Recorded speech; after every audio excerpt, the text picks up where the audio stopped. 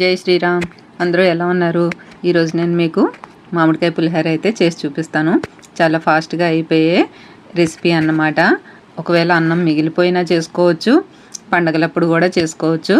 ఎప్పుడైనా తినాలనిపిస్తే మామిడికాయల సీజన్లో ఖచ్చితంగా చేసుకోండి, చాలా బాగుంటుంది.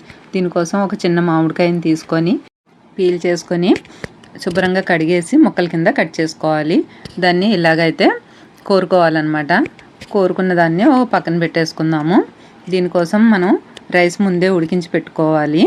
పొడి పొడిలాడుతూ ఉండాలన్నమాట. పులిహోరకి అయితే ఎలా వండుకుంటామో అలాగే వండుకోవాలి.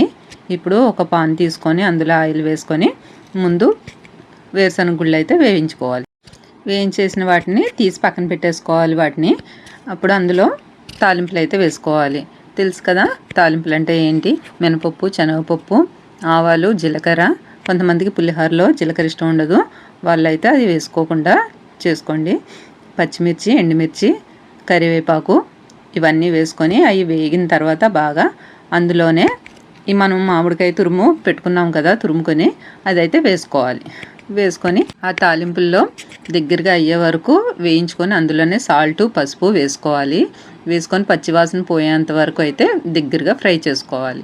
ఈ ఫ్రై చేసుకొని దగ్గరగా అయిన తర్వాత స్టవ్ కట్టేసుకున్న తర్వాత అప్పుడు మనం వండుకున్న రైస్ని అందులోకి వేసుకోవాలి. పులుపు చూసుకోవాలి ముందు. రైస్ అంటే కాస్త ఎక్కువే వండి పెట్టుకుంటాం కదా, ముందైతే ఒక 200 పావు కేజీ అలాగా వేసుకోవాలి రైసు.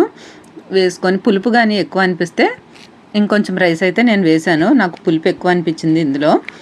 వేయించుకున్న పల్లీలు, కొత్తిమీర, సాల్ట్ సరిపోలేదు, సాల్ట్ కూడా ఇంకొంచెం వేసుకున్నాను.